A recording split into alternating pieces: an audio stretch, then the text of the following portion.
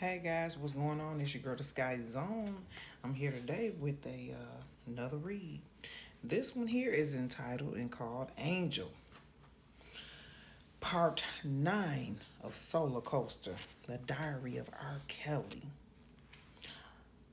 It starts off by saying, "Don't think about it, Rob. It ain't gonna happen." Why? The public sees you as an R&B thug, said the music exec. Celine Dion is a white Canadian woman with a squeaky clean image. Her people are never gonna let her sing with some black dude from the hood. It's a ballad that I wrote for her. Her and me. It's a love song. I mean, come on, man. Hey, listen. That makes it even worse, okay? She won't go near it, Rob. Just stop. Just stop, man. Man, do you know her? I don't need to, okay? I know how this business works. You're running in one lane and she's running in another, man, okay? Rob, that's not a good idea.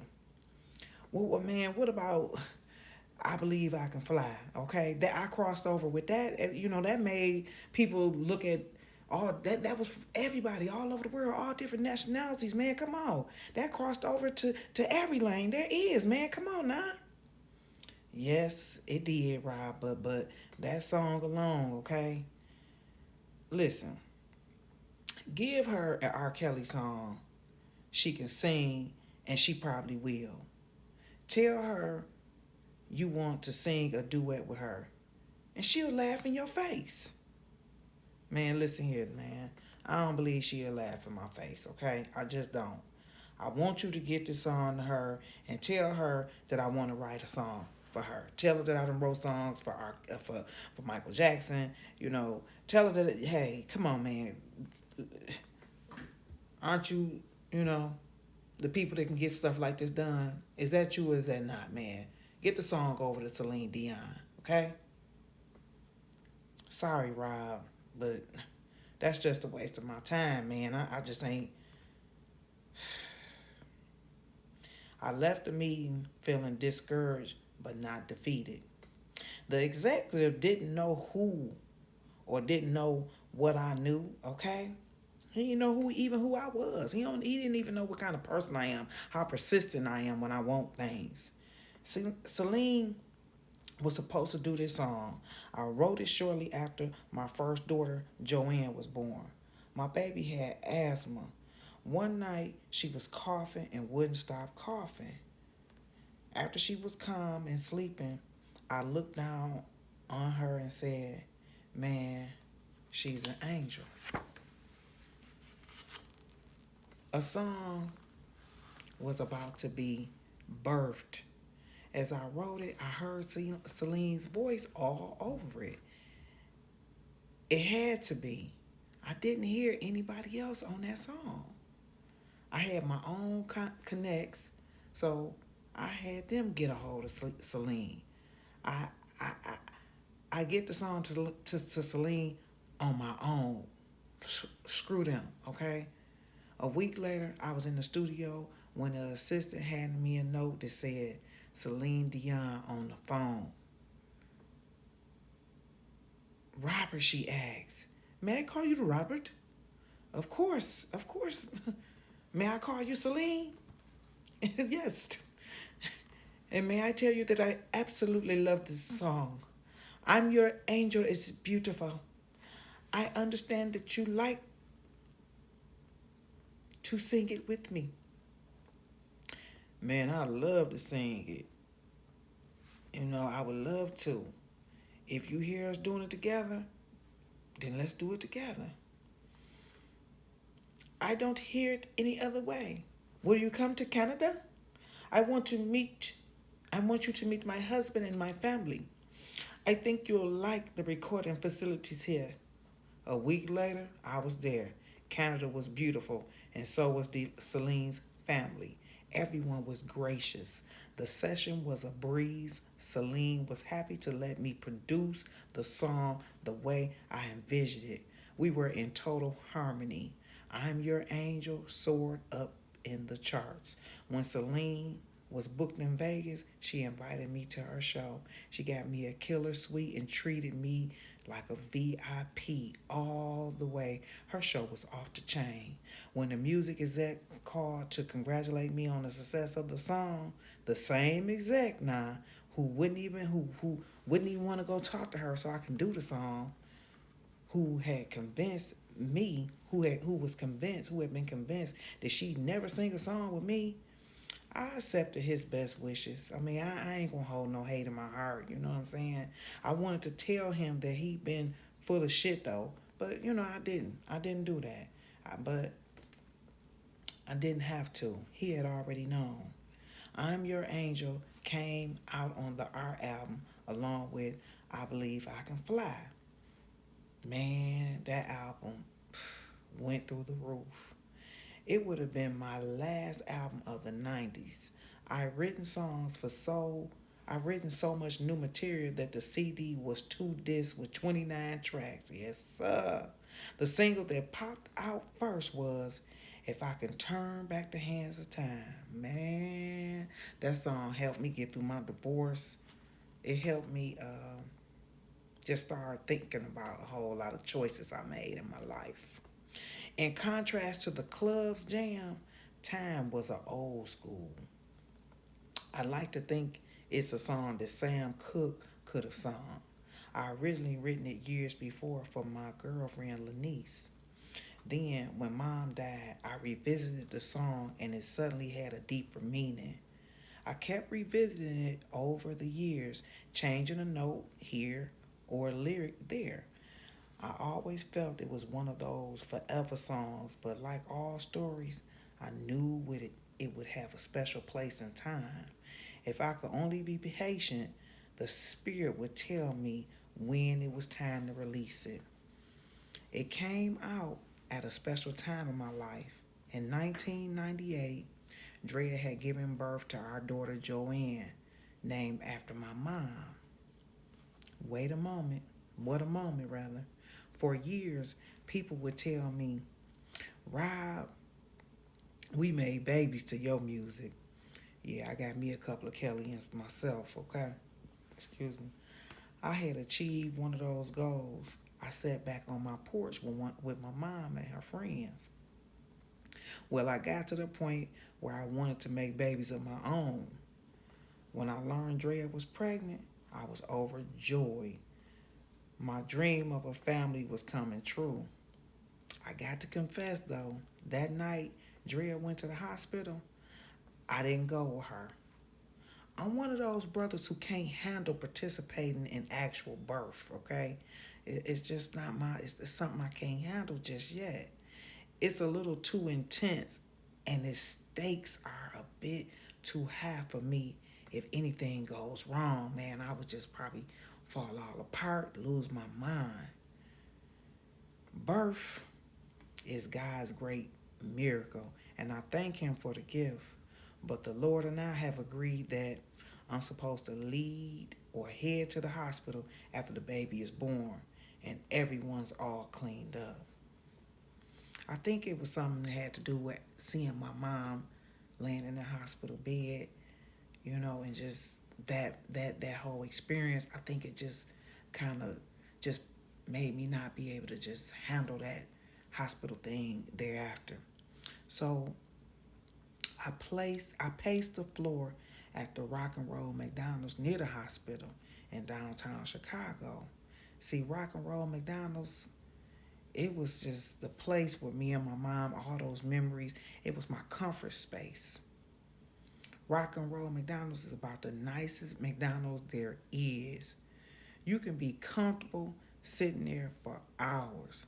So while Drea was dealing with labor, I was drinking coffee with 3 creams and 6 sugars and feeling very nervous until they came and told me that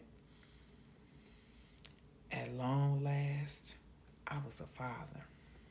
The last thing I saw in the face of my beautiful, gorgeous daughter was the face of my mother, Joanne. They looked like twins. Thank you, God.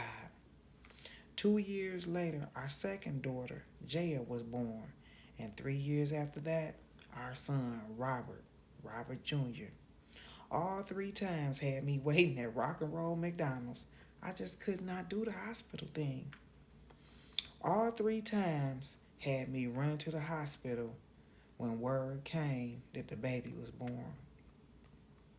All three times had tears flowing from my eyes as I looked into the eyes of my children.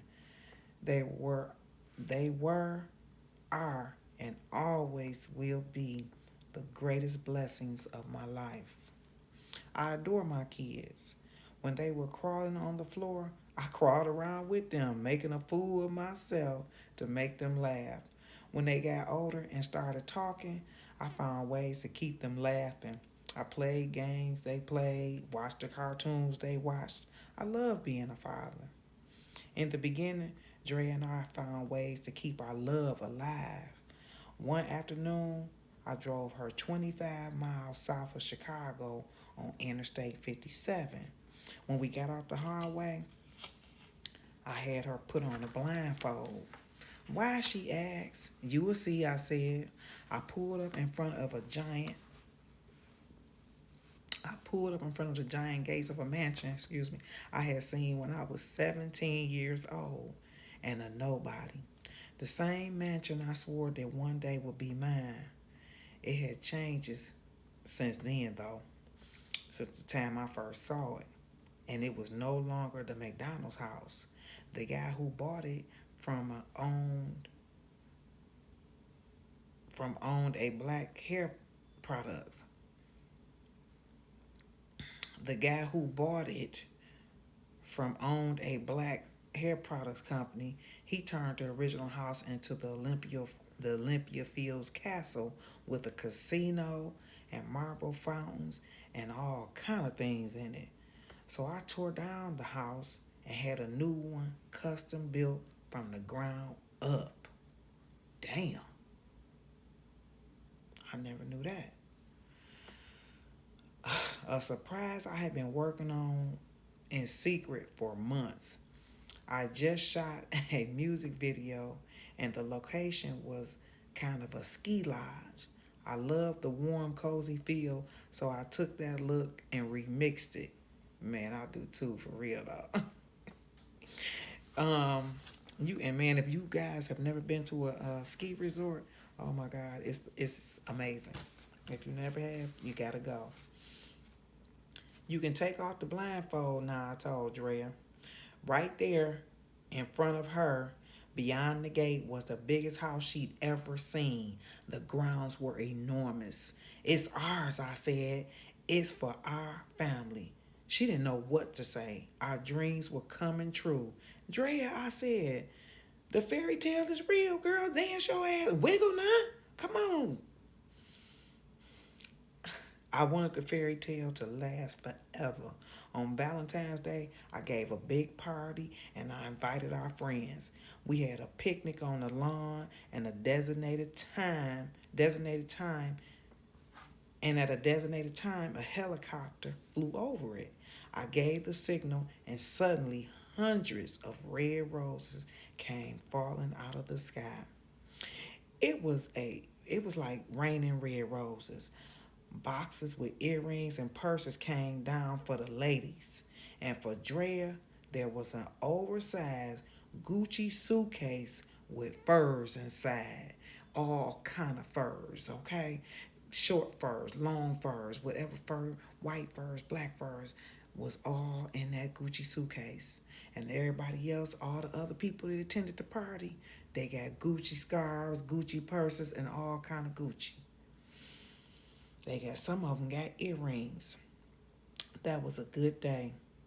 Other days weren't so good though. The love between Drea and me was under strain at this point. Part of that was my fault, okay? I'm just going to keep it real. Part of it was my fault. Because I never was your conventional husband, okay? Me being Rkelly, me being a king of R&B, me living this lifestyle, I just wasn't a conventional husband. The husband we've been told and read about and seen on TV. People look at celebrities like they're not human.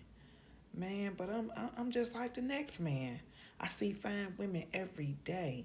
Sometimes I'm like, wow, wouldn't it be nice? It's the way I was raised, man. I'm human. I'm flawed. I'm a man. Men, we are congratulated, rewarded for how many women we can get.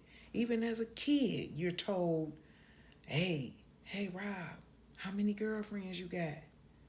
You know? And if, as a young male, if you don't say you got a bunch of girlfriends, then society looks at you like you're not even a real man or a real young man. All through your life as a male, you're being rewarded for how many girlfriends you got. It's like an identity for a young man. I've always carried two cell phones. One was for family calls, the other was for non-family calls. Coming out the gym one day, I mistakenly thought I hung up on Drea when I took a call on the non-family phone. Uh-oh. It was a woman. I was sweet talking. Drea heard the whole thing. Me being the man that I am, I tried to play it off, but couldn't. Finally, Drea just said, Rkelly, do you have anything to tell me? I do, and I'm sorry. I was sorry that I didn't stop partying like I should have. I should have been a one-woman man, but I wasn't. Women was everywhere. Opportunity was everywhere. I just wasn't mature enough I hadn't grown enough to be a one-woman man. I wanted so desperately to be that, but it was hard. I had a struggle. I was struggling with that. Another part of our problem came from Drea's love of dancing. Not that I wanted her to stop. That love, that she had for dancing, it got stronger and stronger. From the start of our marriage, I made it clear, okay? I told her, I said, listen here. I'm looking for a woman who's going to raise my children, raise my family, be my best friend, be my biggest supporter. I kind of, wanted like a homie lover friend. I wanted also her to be, I wanted her to be the kind of wife that was at home and taking care of the household and, the kind of wife that we've been told. Society, TV, family. I want her to be that. This was the idea I had put in my mind when I made the song Homie Lover Friend. It's off the 12 Play album. I couldn't fool myself. I always knew I wanted a stay-at-home wife to make my life work. I couldn't be out on the road, traveling, singing in the studio, and my wife out too. Our kids, I wanted the type of woman that would be home while I was out. That's what I always saw too.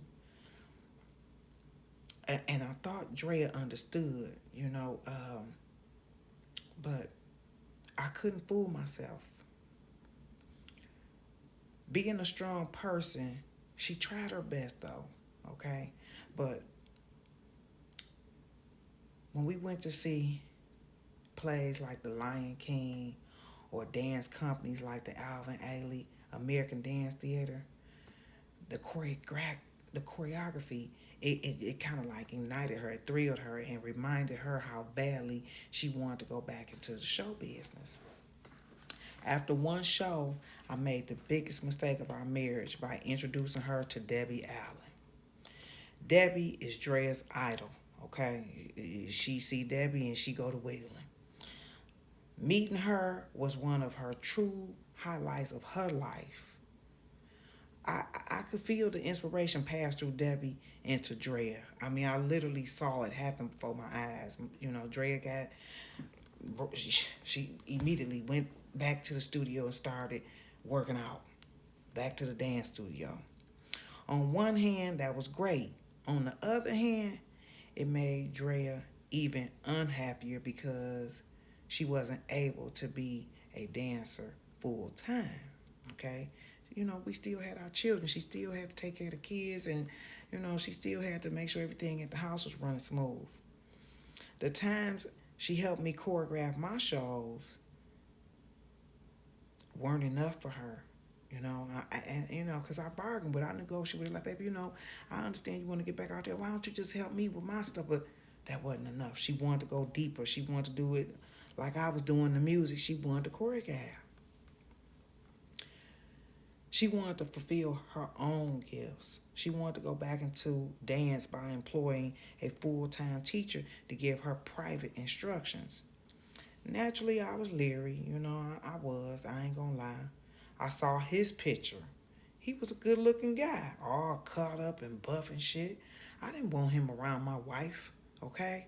I'm at the studio 247. I don't need some man entertaining my wife while I'm away, you know? And hey, I wasn't faithful and doing things, you know, I was so, you know, I was thinking too. I mean, I was thinking about how things could go and come back and hunt me too. You don't have to worry, Rob. I'm not out here. I'm not going to be doing anything. He's just going to teach me, help me get back into training. You don't have to worry. I'm not out here doing nothing. Her word, though, wasn't enough for me. You know, it just wasn't enough. You know, I went to meet the dude. He was nice. You know, he seemed real honest, you know. But it just wasn't enough. I'm a man myself. And I already know what, you know, my wife, she all cut up and everything, getting cut up. And here it is, you looking, you got to touch her and everything like that. I wasn't comfortable with that. What are you doing talking to that man, talking to the man? She asked. Look, I said, he's got this real touchy feely technique of teaching. I gotta know if this man is right, okay? I need to know who he is, okay? You got no right to stop me from studying with him. I got every right, woman. What you talking about? The dance instructor became a huge issue. It caused heavy resentment, okay? Because Drea wasn't seeing where I was coming from, and I wasn't seeing where she was coming from. But I put my foot down. Then I came up with a way to make things right. I'm buying you a dance studio, I said to Drea. A studio? A whole studio. What I'm gonna do with a studio? Nah, I gotta step in. Me, Scott, nah. See what I'm saying, Drea? This what the fuck I'm talking about right here, okay? Nah, like I be saying in my other videos, if she had, you know, if she had that Keisha Kaur mindset, it would have been a slew of these goddamn studios all over the world. She did not have the business. She ain't have no entrepreneur spirit. Because if she did, you know, I guess her passion was just dancing. You know what I'm saying? I ain't gonna, you know, go at her too much because I don't want to take away from the book. But there it is right there. I'm gonna just say that and I'll go back later once we do the review. He said, I'm gonna buy you a whole studio. She said, what I'm gonna do with a studio? Whatever you like, baby. Okay? You could teach here. You could teach there. You could teach other people how to dance.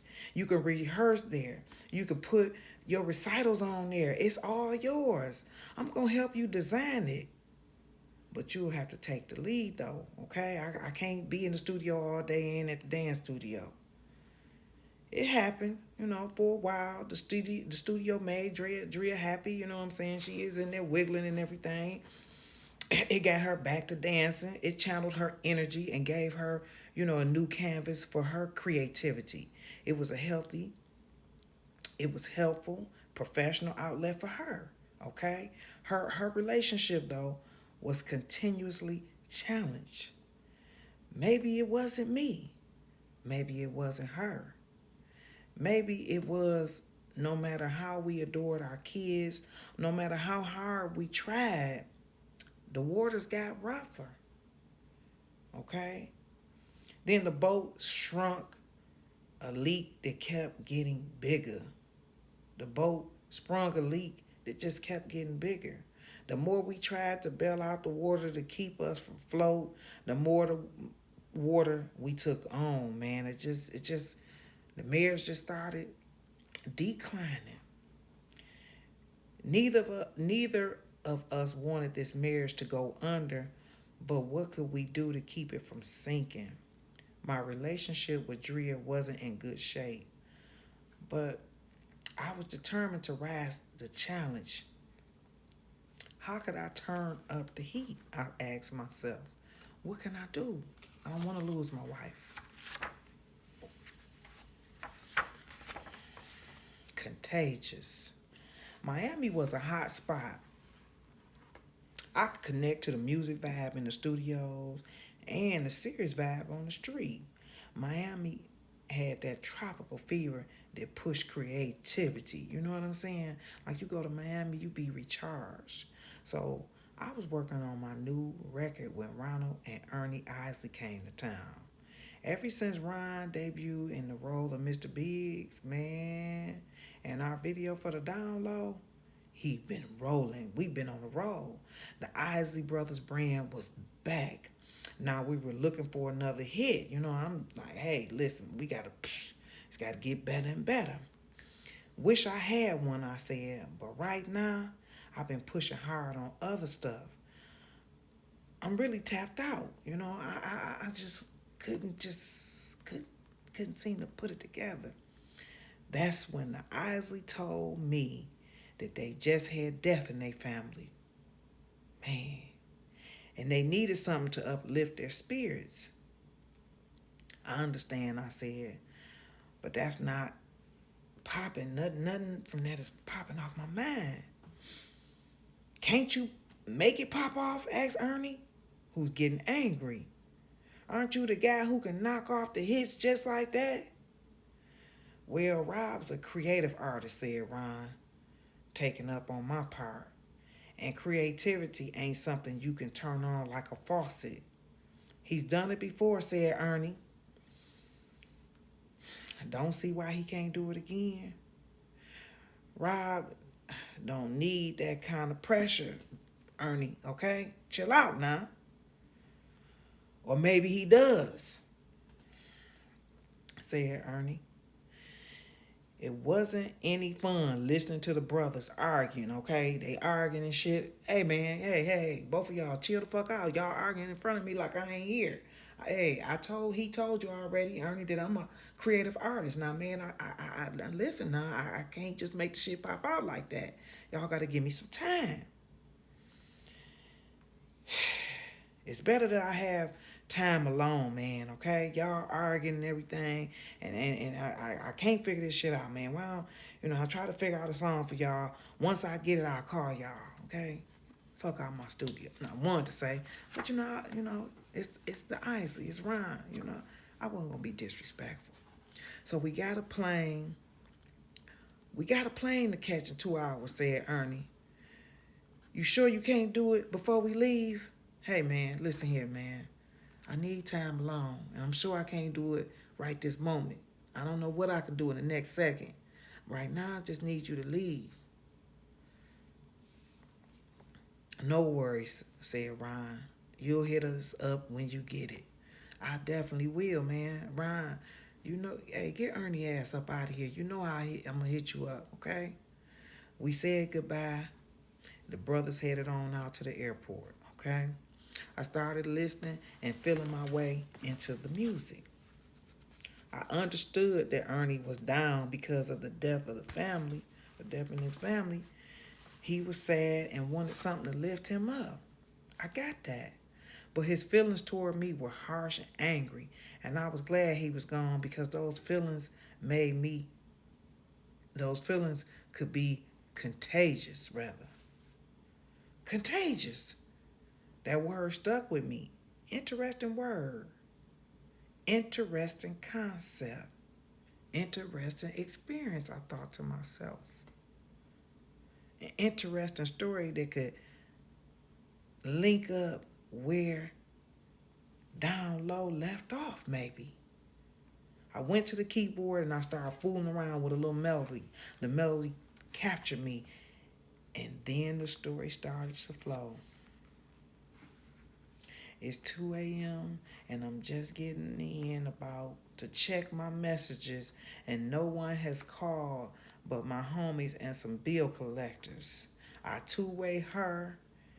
She don't hit me back. Something is funny. So I called her mother's house and asked, has you seen my baby? Rolled my six around looking for that missing lady, got back in, turned the TV on, and caught the news. Then I put my head on my head because I'm so confused. Then I turned the TV down because I thought I heard a squeaky sound. Something's going on upstairs, and I know nobody else lives here. Bump, bump, bump. As I get closer to the stairways, all I can hear. Then I hear my baby's voice in my ear screaming out, you're contagious, touch me, baby, give me what you got. And then a man said, sexy lady, drive me crazy, drive me wild. Contagious was the name of the song. Contagious was what I had been looking for. Contagious was perfect for the Isley brothers. Get Ronald Isley on the phone, I told my assistant. Call him up, call Ryan, call him up. A couple of minutes later, my assistant said they're at the airport. They're about to get on the plane. Tell them, hey, Leslie, tell them don't get on that goddamn plane. Tell them to call me. Tell them to turn around and come back to the studio. Man, they came to listen to Contagious and fell immediately in love with the song. We gonna do it. We got to. Now I said just like that. He asked, yes, sir. Just like that. A few weeks later, man, we dropped it and it blew up. After all, it was contagious. Insecurity is also contagious. I encountered rather a lot of insecurity when I worked on the songs inspired by Martin Lawrence Eddie Murphy movie called Life for Maxwell. And who, at the time Maxwell was a up and coming R&B singer. Okay, he hadn't, been, he was new. Wyclef did the score while I wrote and produced 10 original songs for the soundtrack album. I used artists that I loved, okay? I had the great Kelly Price sing, It's Gonna Rain. I had the Isley Brothers do Speechless. I had DJ Quick on there. He did a song called It's Like Every Day. I even got Brian McKnight, okay? I had him sing Discovery and reached down there and got a hold of Trisha Yearwood. She was a wonderful country singer. Yes, man, I did every genre I could think of on this here album, right? So she did a song called Follow the Wind. When it came time for the title song though, Life, I heard Casey and JoJo. Okay? I can hear them. How did I get life? When Maxwell heard Life, though, he wanted to sing it. But I'm like, oh, Maxie Max, sit on back, okay? Because I needed those different ranges, and I knew Casey and JoJo could bring that shit out, right? So, this is a hardcore song, I told him, okay, Maxie Max, this ain't, all that shit, all that, no, I need Casey and JoJo, okay? It's about a long time somebody being in jail. Okay, this song has a lot of meaning to it. It's not something you gonna be able to relate to. Not that you ain't never been in jail, but these guys here, they can relate. I got a strong inclination. They can relate to it a little bit better. That's all I'm saying. I got a song for you though, Maxwell. Just hold on. Makes no difference, bro. Okay, I wrote a song for you that's just as good. It may even be better. But it's not the title song. Just listen to it, okay? I'm gonna play it for you. It's called Fortunate. I knew that song was a killer too. Record this, I said. You'll have a smash. You'll be able to tour behind it for the rest of your life. You're gonna be able to sing Fortunate forever. The ladies gonna always love this one right here. I still like that life track. Me too, Rob. I still do. Life, he said, forget life, cut Fortunate. I don't think so. He wanted Fortunate. He wanted life, rather. And I told him I don't think so, okay? I pulled out. If he didn't, if he didn't want it though, I would sing it, okay? But then his manager called and said Maxwell has changed his mind. He had a little pad he wanted to add to the song. Was that okay with me? It's all good, baby, I said. I'm telling you, the song's a smash, though. Maxwell version of Fortunate went number one. It was one of the biggest hits of 1999 and won him a Billboard Award, the Soul Train Award, and a Grammy nomination. Maxwell version of Fortunate went number one. Okay, I wonder how his Fortunate version went. Okay, that's what's up. This title here is called The World's Greatest. It says Hollywood kept calling. I did Gotham City for a hit for Batman and Robin. 2 songs for Samuel L. Jackson redo of Shaft. Yes, you did. I love both of these here. Batman and Up Out of Here. Best of all, producers of Ali asked for a song. I knew I had to find a groove though that float like a butterfly and sting like a bee. I knew I had to find something that can go along, go with the Muhammad Ali image. I knew I had to call it the world's greatest. It couldn't be called anything else. I knew the world would have to honor this man in a way that make us both proud. I prayed for the right words, and God blessed me right away. It went like this. I am a mountain. I am a tall tree, oh, I am a swift wind sweeping the country. I am a river down in the valley, oh, I am a vision. I can see clearly. If anyone asks you who I am, just stand up tall and look him in the face and say, I am that star up in the sky. I am that mountain peaks up high. I made it. I'm the world's greatest. I am that little bit of hope. When my back's against the ropes, I can feel it. I am the world's greatest. I'm a giant. I am an eagle. I am a lion down in the jungle. I am a marching band. I am the people. I am a helping band. I am a hero. When the film premiered in Chicago, the arrangements got messed up and I found myself far from Muhammad Ali's entourage. When he found out, he sent word and had me sent right next to him doing the showing. Man, you talk about a brother being proud. Man, I was proud as hell. I was ecstatic. To have any connections with Ali was an honor of honors. That's a big connection, Robert said, Muhammad Ali. Because you got that Sam Cooke in your soul. That connection is strong as steel. As the movie showed, Ali and Sam had been close. Sitting next to Ali was bringing me closer to Sam. I always had it in my mind to do something for Ali that he'd remember forever. The World's Greatest was a cool song, but it didn't convey everything I felt for him. A few years later, checking my time, the idea hit me like mine.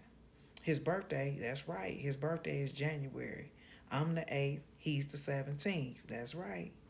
And I thought of the best gift I could possibly give him is an evening with Sam Cooke. So I planned a live concert at my house where I played the part of Sam. The living room is a large ballroom, and for this special night, we built a stage right in my living room. The first person I invited was Ali, but I learned he couldn't come. I arranged to film it and send him a copy with a card that said, "Happy birthday to the greatest." I invited about 1,000 people and told them to dress in period clothing. I made my band study the original arrangements for all the Sam's biggest hits. I brought in backup singers and dancers and spared no expense. I dressed in a black tux, a black bow tie, and for an hour I became Sam Cooke.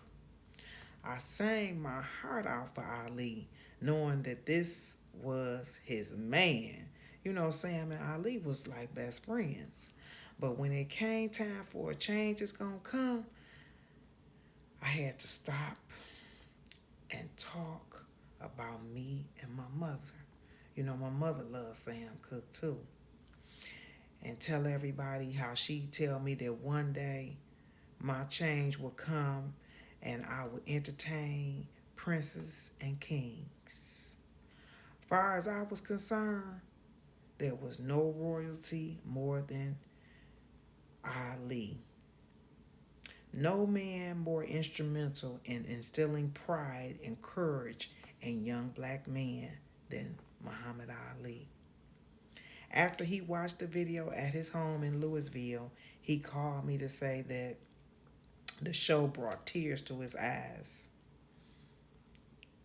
"You sure Sam ain't your daddy?" he asked. "Pretty sure," I said.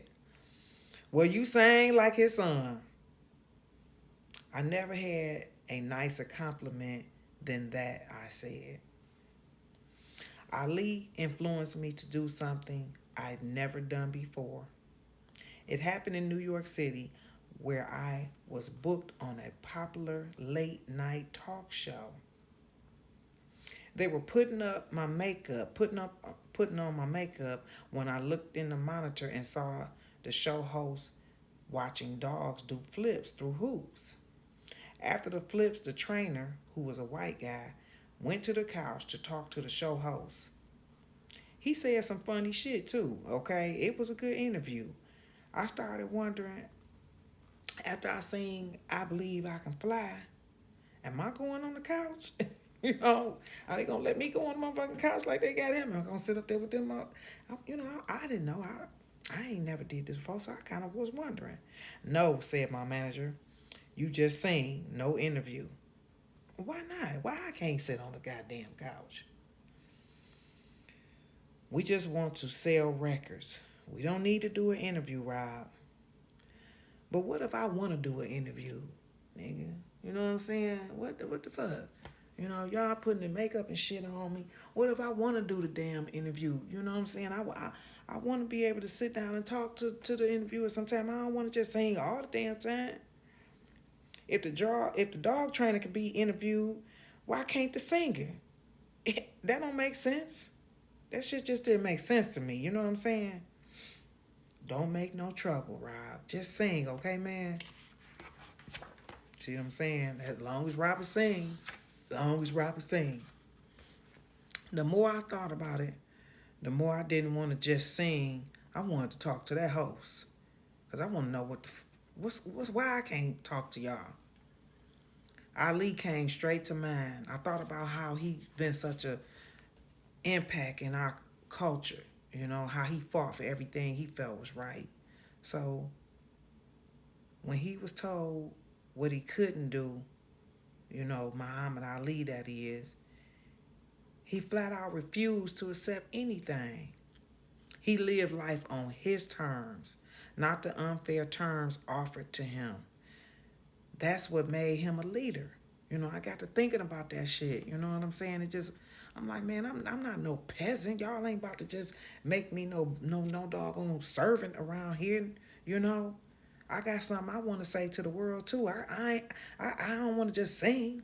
So on the monitor, the announcer was saying, "Up next, Rkelly." No, Rkelly was not up next. Rkelly was out of there. Rkelly was leaving, getting into his car and going to McDonald's. When the driver was about to pull away, The woman producer ran after me. Mr. Kelly, she said, don't worry. We'll be glad to interview you. I went back in, went on TV, and sang my song before walking over to the couch. In his hip hop style, the host cracked at me. In my own style, I cracked right back at him. We kicked it for a while. It was cool. My point had been made. Guys, I'm going to stop right there with that part. You know what? I'm going to read another chapter. Because Robert is telling me to read one more chapter. Okay? R&B Thug. Okay? I'm going to show you this picture too. The 90s was nothing but hits. So I was eager to start off the new decade and fresh millennium with even more energy. I wanted to make more impact. You know what I'm saying? I wanted to make folks know what an R&B thug was. I wanted my first record for the 2000s to be something that referred to the past but defined my future. I wanted it to be an album that showed all sides of me, okay? I'm just not bumping grind. And I wanted to be one that would appeal to both male and females. In the past, a lot of stuff just was for the women. This time I wanted something for the brothers too. So I called it the TP.com, the 12 play tradition, which really started with Born into the 90s, was continuing, but this time I was taking it to the next level. The first single that was released was I Wish, a song I had planned to do with Tupac. I originally wrote it with a friend of mine who I was supposed to go out to the club with, but I had been so caught up recording in the studio that I told my friend to go on without me. Man, he died that night in a car accident, and I wrote the song. I thought it would be perfect for me and Pac. You can hear Tupac's flow all over the way I sung and spoke the verses. The drama is about loss. Not only the loss we felt when Pac left this earth to go to a better place, but the loss we feel whenever a homie has moved on too. Especially one that has moved on too soon. Violence is an ugly thing, and I wish it's like a gangster prayer, It's like a prayer for all violence to stop. Fiesta was the next single to break out. On the album, I had Boo and Gotti rapping. Man, they gave it a nice little feel, you know what I'm saying? On the remix, though, Jay-Z came on board. We had a smash hit, flat out. Because TP2.com was the official follow-up of 12 Play, I couldn't ignore the sexual thing, you know what I'm saying? So I made Strip for You. Pretty much represents the whole concept of the album. I couldn't imitate or just redo 12 Play, so I kind of had to mix it a little bit, make it a little similar, but not the same. I needed to figure out how to mic it differently, but still be the same thing at the same time, but yet different. I also had to continue the realness, because I'm a realist. So I had to kind of put a flip to it. So on Strip for You, instead of a girl stripping for me, I pulled a switcheroo. I said, hey, I'm going to strip for you. I'm going to take my clothes off. She ain't got to take hers off. So on the intro to TP2.com, I started out, hit it hard from the back, roll around to the front. I know, I heard of a lot of tracks, but 12 plays what you want. And I don't know why I'm singing that shit like this, because this is my goddamn song, right? Hit it hard from the back. I can't even get into it right there because I'm too busy into the book, but I want to play that song right now. When you're talking sex. It doesn't get more real than that. This time I want to try to go a bit more out there, okay? But at the same time, really being a little less or a little bit sarcastic. You know what I'm saying? But still keep it creative at the same time. And saying stuff like, hey, I know you want this, and I know what you want. You know what I'm saying? So I kind of just came at that approach with it, for the fellas. So on The Greatest Sex, I paint the scene on a bigger canvas, okay? It's great sex, yes, but it's also spiritual sex, okay, where the love making leads to the birth of a child. When I wrote it, I told people it felt like a sexual I Believe I Can Fly or a sexual inspiration song. At the same time, though, some of my music is also comical, okay? Sometimes, because I got a good sense of humor. I like to, because I just can't be sex, sex, sex, sex, and no fun. You know what I'm saying? Can't take everything so literal, you know? I gotta, make it comical too. It also, it almost feels like, it almost feels sexual, but but if you listen closely to it, you will see that it's really funny, okay? So then my next hit was Feeling on Your Booty. And this one here is definitely a comic song, a comedic song, okay? It's like a comedic sexual song. That's why when I had Lil' Kim in the video, at the end, you hear me laughing and shit, and I'm playing with her, hitting on her booty and everything, all out of fun. Lil' Kim is like a sister to me. People just take everything, and just make it something else. Yet there's still a real song in there. Don't get that twisted, okay? You got to be very silly to sing it, and you got to be a silly person to love it. You know what I'm saying? It's all fun. There's nothing wrong with the human body and being able to laugh or have, a comedic side to that, or a song about feeling on somebody's booty. I mean, come on now. I like to make people laugh and have fun. When you go to church, if the pastor at some point doesn't make you laugh, he probably ain't gonna make you join. You gotta have a joke or two in there. You gotta do something to keep the crowd. On TP2.com, I also want to show people who I am and let them feel the streets in me. Not just the romantic kills or the inspirational kills. The song R&B Thug is about that. It's straight to the point. The streets of Kells, where I grew up at. You know what I'm saying? From the dirt, the real side of me.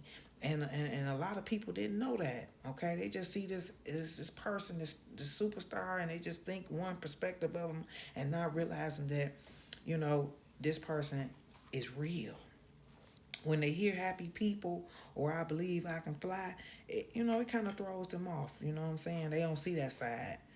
I want the girls at the same time, and I also wanted to let the guys know, no doubt about it, Kels is hood now. Don't get that twisted. Even though I'm singing I Can Believe I Can Fly and Happy People, I'm still hood. I wanted to show the street side of me. I mean, don't get it twisted. I'm not a rapper, okay? And I don't claim to be. So I had to do it my way. You know what I'm saying? I wanted to conclude the TP2.com on a high note, though, and leave the listener with a message of hope. I wanted to let my fans know that no matter what they may be going through, a better day was coming. I put all that emotion in a new anthem called The Storm Is Over Now. That song is the vegetables to go along with the meat and potatoes. Man, you see that shit, the meat and potatoes. Now, y'all know I be using that doggone term, and he got it in his book. You know what I'm saying? Man, cut it the front door out, if not in half. Sometimes my music confuse people. I don't want people to think, well, Kels is just confusing me. He's gospel, he's sexual, he's just trying to do too much. Damn, man. Kels is just everything when it comes down to music. I believe in balance. No matter what, I believe in good. I believe in bad. I believe in ups and downs. I believe in partying too. I mean, hell, ain't nothing wrong with that. But don't get it twisted. I do believe in church too, okay? That's what the storm is over is all about. What I didn't know though was that the storm had just begun. A storm like that